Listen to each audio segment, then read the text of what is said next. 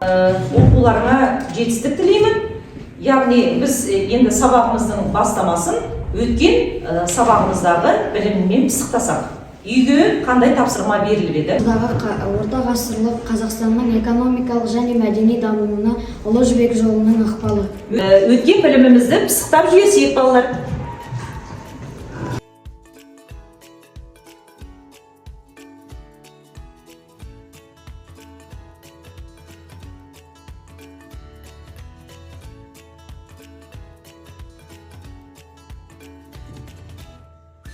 Жақсы, басты мақсаты сауда және мәдени алмасу болған екен, өте жақсы отыра ғой.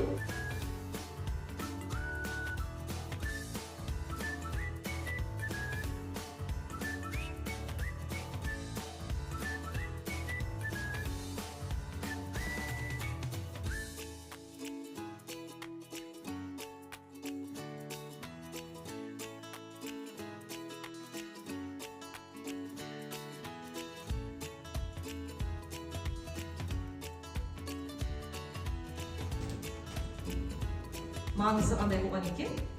Мәдени алмасу, қалалардың өз мәдениетке де, тілге де, демографияға да жаңағыдай өзінің қомақты үлесін қосқаны белгілі болды. Жақсы, балалар, енді бүгінгі тақырыбымызды жалпы анықтау үшін мына тақтаға кішкене зер салып, видео жерінде сақталған сәулет өнерінің ескерткіштері қайда орналасқан? Орта ғасырлардағы түркілерде әдебиет ескерткіштері сақталды ма? Осы сұрақтарға жауап берейік. Түркілердің әлемдік мәдениетке қосқан үлесі зор болды. Олар сол кездегі жоғары экономикалық, саяси және мәдени дамудың жетістігін көрсете білді. Түркілердің әлем өркениетіне қосқан үлесін бірнеше салаға бөліп қарауға болады. Түркі жазба ескерткіштері, сәулет өнері ескерткіштері, қол өнері бұйымдары, ғұламалар және олардың еңбектері, аңыз әңгімелер мен жырлар, тәңірге сенім, ислам дінінің мешіттері. Қазақстан жерінде сақталған сәулет өнерінің ескерткіштері қайда орналасқан? Мемлекеттердің құрылуы, шаруашылықтың өркендеуі, орта ғасырларда қазақ жерінде сәулет өнерінің дамып, құрылыстың көптеп салынуына негіз болды. Әсіресе атақты адамдарға арналған ескерткіштер өте көп салынатын Арыстанбаб кесенесі.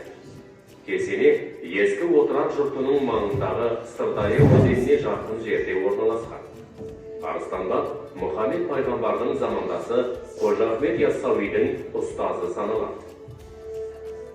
Тағы бір сәулет ескерткіштерінің ерекше үлгісі Қожа Ахмет Яссауи кесенесі.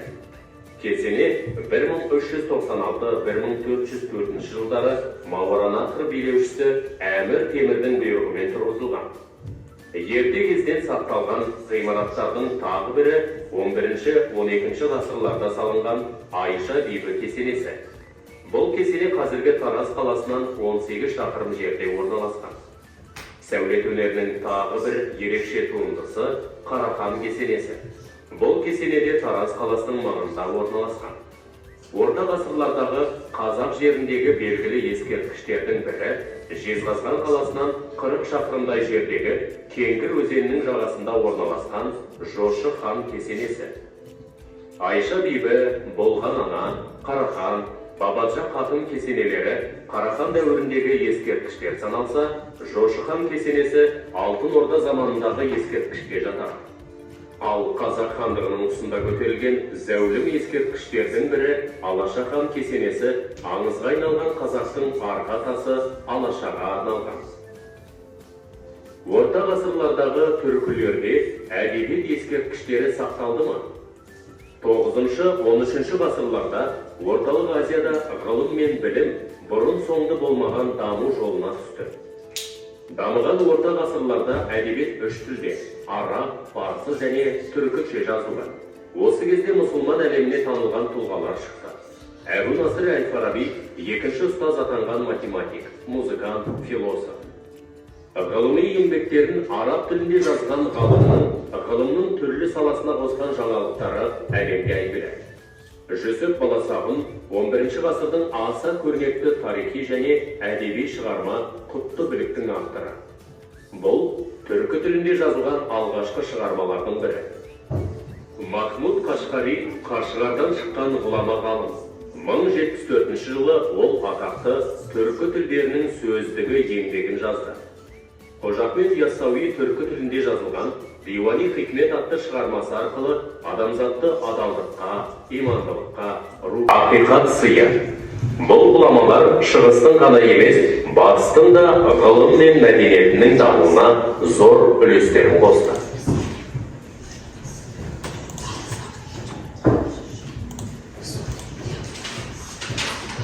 Жақсы, балалар, сендер видеоны жақсы көріп алдыңдар.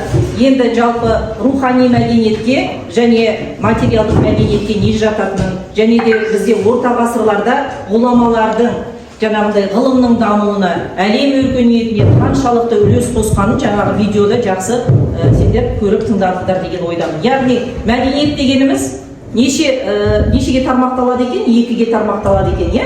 Ең бірінші материалдық және рухани болу. Материалдыққа не жатады бала? Материалдық мәдениет дегеніміз көзбен көріп, қолмен ұстаған адамзаттың қолынан шыққан барлық заты материалдық мәдениетке жатады екен. Ал енді рухани мәдениет дегеніміз біздің тіліміз, дініміз.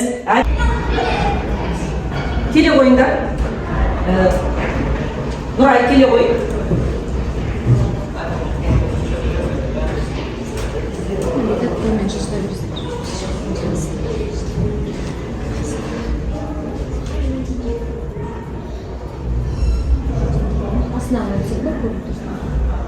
Жақсы. Келесі, Нұрислам, келе ғой. Келе ғой. Рухания. Жақсы.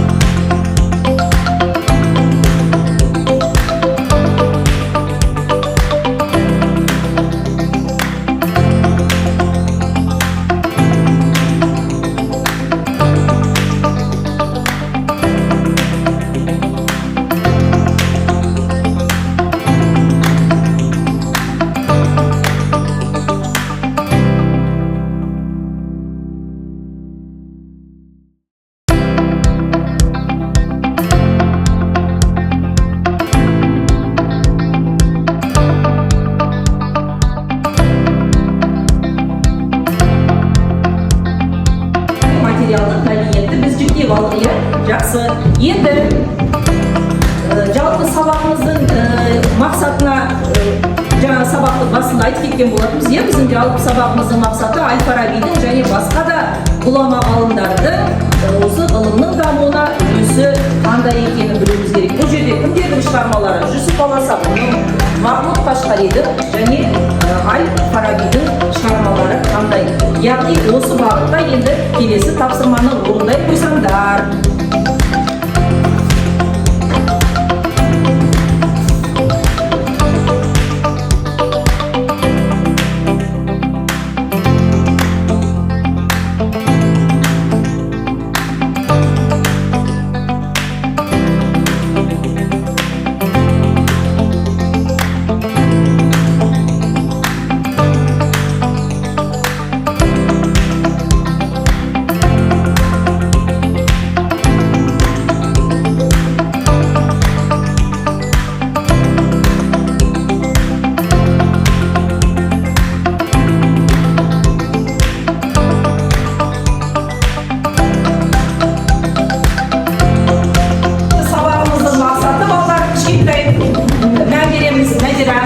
Әлем өркениетінің дамуына түркі мәдениеті қандай үлес қосты? Негізі осы мақсатымызды басшылыққа аламыз. Соған мән берейік, жазма.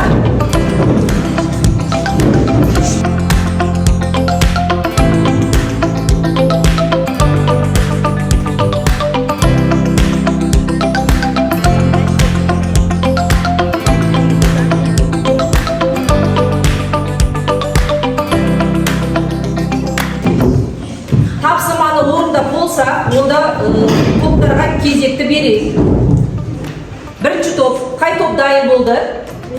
Қолды көтере қойып. Ахмет Ясауидің еңбегі Жуан Хисмет.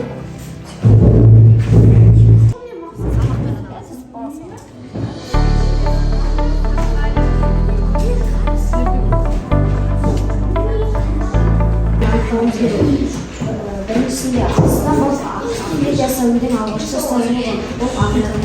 Жақсы.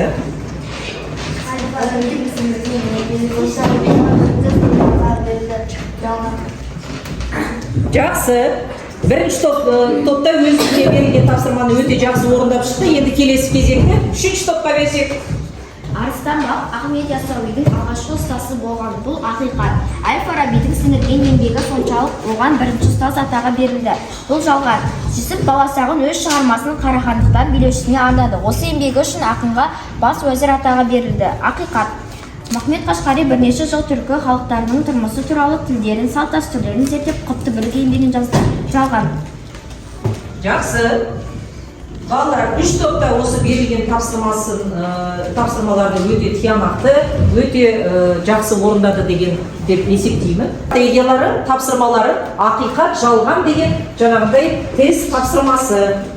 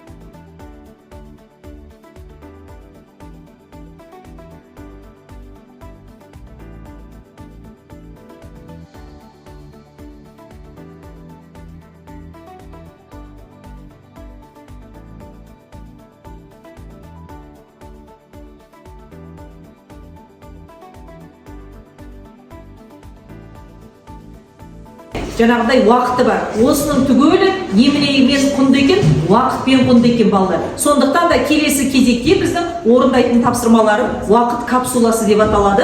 Сондықтан да бізде қазір енді мына цифрлық қоғамда сандық көрсеткіш біздің жаңағы топқа бөлуіміздің де өзіндік ерекшелігі бар, иә, санмен, яғни жаңағыдай пәнаралық байланыс өте жақсы болып жатыр. Сондықтан да уақыт капсуласы бойынша ғалымның өмірге келген уақыты, яғни кішкене қысқаша тоқталамыз, ғылыми еңбектері қандай, содан кейін бізге жеткен осы күнге дейінгі құндылығы қандай. Құндылық өйткені бізге өте маңызды болып тұр бүгінгі күнде. Сондықтан да келесі тапсырма берілетін сендерге уақыт капсуласы деп аталады.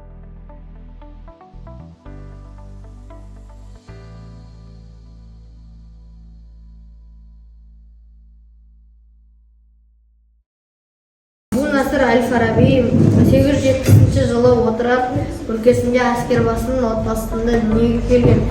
Оның ғылымдардың жіктемесі деген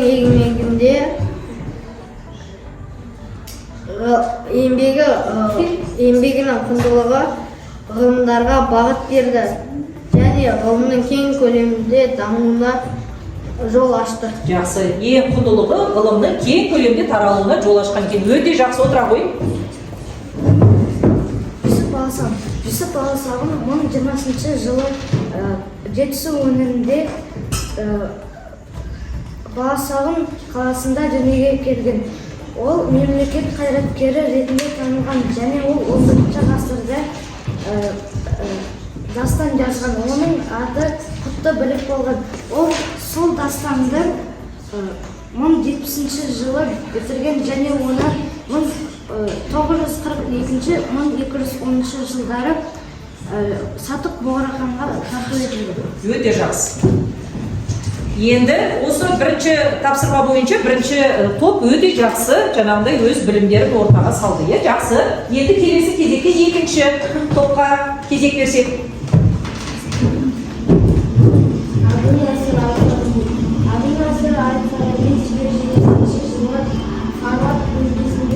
Әскер отбасында дүниеге келген. Әбу-Насыр Әл-Фарабидің еңбегінің атауы Диуани Хикмет. Ал еңбегінің құндылығы ғылымды жүйелеу және философиядағы орны. Жақсы. Махмуд Қашқарин 1029-1039 жылдардың шамасы Ыстықкөл қаласында Барысхан Ыстықкөл маңында маңындағы Барысхан қаласында дүниеге келген. Махмуд Қашқариннің еңбегі Диуани лұғат ат түрік тілдерінің сөздігі, аты түрікше арабша түсіндірме сөздігі. 11 ғасыр жазба әдебиетінің көне ескерткіші. Бұл еңбек түркі халықтарының ортақ әдеби және тарихи маңызы зор асыл мұра. Махмуд Қашқари бұл еңбекті 1072-1078 жылдары Бағдатта жазып бітірген. Жақсы. Жүсіп Баласағұн 1020 жылы Жетісу өзенінің маңында және Баласағұн қаласында дүниеге келген. Ол ақын Жетісу өңіріндегі Баласағұн қаласында дүниеге келген. Ол ақын, философ, мемлекет қайраткері болып танылған. Оның еңбегінің атауы құтты білік және құндылығы әділ мемлекет идеясы. Өте жақсы. Екінші топта өздеріне берілген тапсырманы өте жақсы орындады. Енді кезекті үшінші топқа берсек. Абу-Насыр Әл-Фараби алғашқы сауатын көне түркі тілінде отырар қаласында ашқан. Бала кезінен білімге құштар болған.